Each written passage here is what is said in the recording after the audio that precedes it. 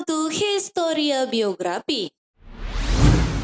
Robert Walter Monginsidi adalah pejuang kemerdekaan Indonesia di Sulawesi Selatan yang berasal dari Manado, Sulawesi Utara. Beliau bergabung bersama para pemuda dan para guru secara bersama-sama melawan penjajahan Belanda pada saat itu. Robert juga sempat ikut andil dalam pembentukan Laskar Pemberontak Rakyat Indonesia Sulawesi atau LAPRIS pada tanggal 17 Juli 1946. Setia hingga terakhir dalam keyakinan, catatan itulah yang menjadi pesan terakhir Robert Walter Monginsidi, seorang anak muda yang rela mati dini demi mempertahankan kemerdekaan tanah airnya, Indonesia. Inilah sekilas kisah Robert Walter Monginsidi.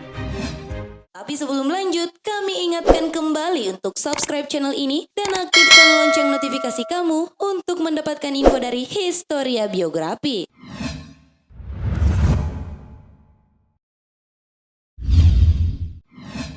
Masa kecil dan pendidikan. Bote, itulah nama panggilan kecilnya. Dia lahir dan dibesarkan dalam lingkungan keluarga religius Kristus. Kitab suci selalu menjadi pegangan hidup anak keempat dari 11 saudara ini. Ayahnya bernama Petrus Monginsidi dan ibunya Lina Suawa. Tepat hari kasih sayang 14 Februari 1925, Bote dilahirkan di pesisir desa Malalayang, Manado, Sulawesi Utara. Malalayang adalah desa kecil yang diapit oleh lautan dan rimba belantara. Disinilah Bote ditempa hingga nantinya menjadi seorang anak muda pejuang bernyali tinggi dan tak kenal menyerah. Orang tuanya bekerja sebagai petani kelapa, dan dari hasil pertaniannya inilah sang ayah menghidupi keluarganya dan menyekolahkan Bote. Pada tahun 1931, Bote mengawali pendidikannya di sekolah dasar atau HIS. Kemudian lanjut ke sekolah menengah atau MULO di Frater Don Bosco Manado. Pada tahun 1942, Perang Pasifik meletus dalam Perang Dunia II, Jepang datang dan menduduki wilayah Indonesia. Karena kondisi ini, Bote terpaksa berhenti dari sekolahnya. Bote kemudian dididik untuk menjadi guru bahasa Jepang di sebuah sekolah di Tumohon. Setelah dididik, beliau pun mengajar bahasa Jepang di Liwutung, Minahasa, dan Luwuk, Sulawesi Tengah. Tugasnya menjadi guru tidaklah berlangsung lama karena beliau masih haus belajar dan ingin mendapatkan pendidikan lebih tinggi lagi.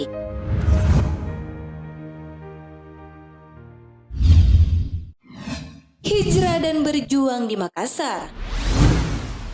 Robert sangat haus dengan ilmu pendidikan. Itulah yang membuat beliau berhenti menjadi guru dan hijrah ke Makassar untuk mendapatkan pendidikan yang lebih tinggi setelah proklamasi kemerdekaan. Pada September tahun 1945, Belanda bernama Kenil kembali datang menjajah Indonesia, salah satunya adalah kota Makassar. Makassar pun berhasil dikuasai Belanda dan inilah yang membuat masyarakat Makassar menjadi marah. Mereka tidak suka diperintah kembali oleh Belanda.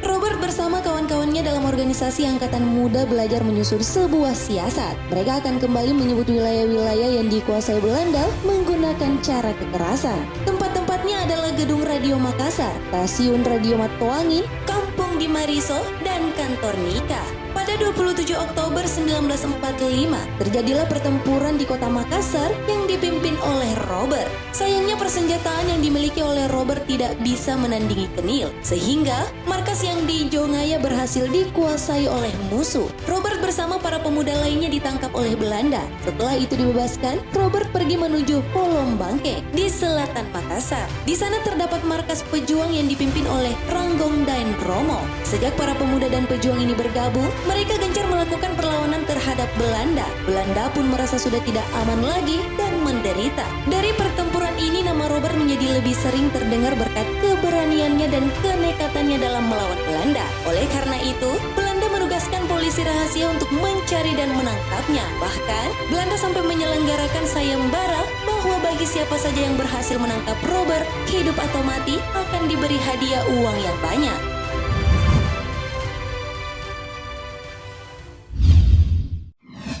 Terlibat pembentukan LAPRIS.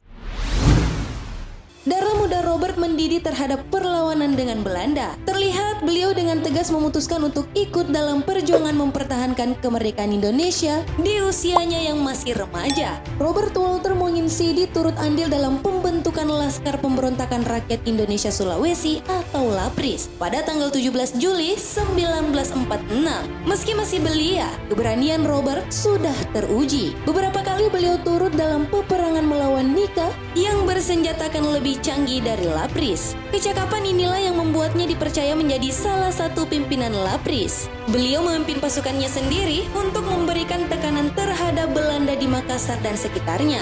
Secara struktural, jabatan Robert di LAPRIS adalah sekretaris. Namun, beliau juga berperan sebagai perencana operasi militer dan tak jarang harus menyamar untuk menentukan sasaran. Cukup banyak serangan LAPRIS yang berhasil dikarenakan berkat informasi dari Robert.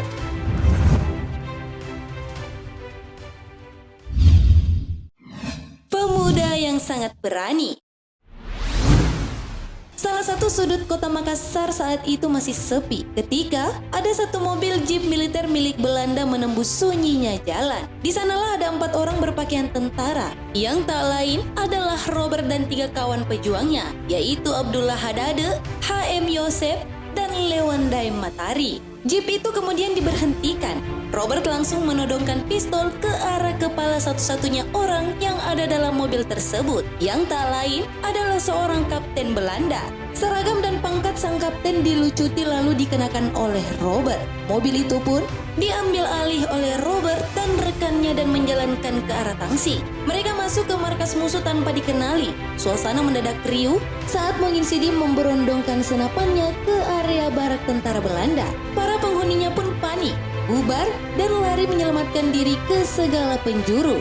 Salah satu aksi heroik Robert lainnya terjadi sepanjang pekan ketiga Januari pada tahun 1947. Pasukannya terlibat kontak senjata dengan pihak Belanda dan berhasil memukul mundur lawan. Beberapa hari kemudian, terjadi saling tembak-menembak lagi. Robert nyaris saja tertangkap tapi lolos. Serangkaian perlawanan itu membuat Belanda kini mengenali sosok Robert dan menggelar beberapa kali razia besar-besaran untuk menangkapnya. Tanggal 28 Februari 1947, ia terjaring dan dipenjarakan. Pada 27 Oktober 1947, kawan-kawan seperjuangan Monginsidi berhasil menyelundupkan 2 granat yang dimasukkan ke dalam roti. Granat pun diledakkan. Seisi kompleks penjara kacau balau dan melalui cerobong asap dapur, Robert dan ketiga rekannya berhasil melarikan diri.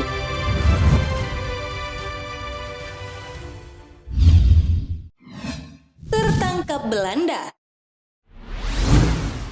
Setahun berselang, Monginsidi terkepung di sebuah gang. Ia tidak mengira posisinya tidak diketahui oleh Belanda. Rupanya ada yang berkhianat. Belakangan diketahui bahwa mereka yang menikam dari belakang itu justru 3 kawan Robert yang sebelumnya sama-sama tertangkap, yakni Abdullah Hadade, H.M. Yosef, dan Lewandai Matari. Mereka menerima uang suap dari Belanda. Robert sebenarnya punya sebuah granat yang bisa saja ia lemparkan, tapi terlalu tinggi resikonya karena gang tempatnya terkepung itu juga menjadi area pemukiman warga. Monginsidi pun akhirnya menyerah demi keselamatan rakyat. Tangan dan kaki Robert dibelenggu dengan rantai, kemudian diikatkan ke dinding tembok tahanan di Kiskampemen Makassar. Dalam masa itu, Belanda kerap membujuk Robert agar mau bekerja sama, tapi ia selalu tegas menolak. Akhirnya, pada 26 Maret ia divonis akan menjalani hukuman mati. Sebelum divonis mati, Belanda masih sempat menyarankan kepada Monginsidi mengajukan gerasi agar mendapatkan pengampunan.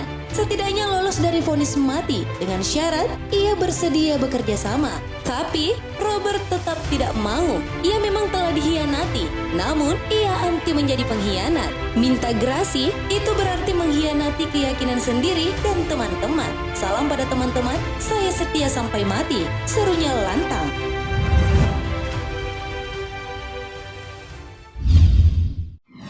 Akhir hayat Monginsidi. Selama menunggu maut menjemput di sel tahanan, Robert kian mendekatkan diri kepada Tuhan dengan melahap ayat-ayat Alkitab. Hari penghakiman datang juga. Senin dini hari, 5 September 1949. Robert dibawa ke hadapan regu tembak, mata dan hatinya terbuka menghadapi eksekusi. Robert ingin menikmati saat-saat terakhirnya dengan kebanggaan. Saya jalani hukuman tembak mati ini dengan tenang, tidak ada rasa takut dan gentar demi kemerdekaan bangsa Indonesia tercinta. Saat sebelum peletuk ditekan, Muhyiddin Sidi berucap kepada para algojo di hadapannya, laksanakan tugas saudara. Saudara-saudara hanya melaksanakan tugas dan perintah atasan. Saya maafkan saudara-saudara dan semoga Tuhan mengampuni dosa-dosa saudara-saudara. Dengan hati dan mata terbuka, aku ingin melihat peluru penjajah menembus dadaku, tambahnya. Dan bersamaan dengan 3 kali pekikan merdeka, Robert ditembak oleh algojo dan tersimpuh. Gugur pada waktu subuh di umur yang juga masih terbilang muda, di umur 24 tahun. Untuk menghormati jasa-jasanya, Robert Walter Muhyiddin Sidi mendapatkan beberapa tanda jasa dan gelar pahlawan nasional. Adapun beberapa tanda jasa yang diterima oleh beliau setelah meninggal di antaranya: 1. Bintang Gerilya tahun 1958. 2. Bintang Mahaputra 3 tahun 1960. 3. Pahlawan nasional ditetapkan pada tahun 1973. Terima kasih telah menonton video ini. Jangan lupa like and share serta sampaikan kritik dan saranmu di kolom komentar. Sampai bertemu kembali di video Historia Biografi selanjutnya.